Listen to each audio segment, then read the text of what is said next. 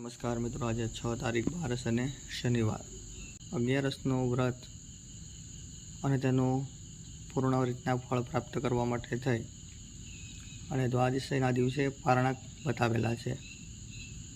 એમાં પણ ખાસ કરીને સવારમાં ભગવાન શિવનું પૂજન, કેમ કે 12 અને શનિવારના દિવસે શિવ પૂજાનું વિશેષ મહત્ત્વ બતાવેલું છે.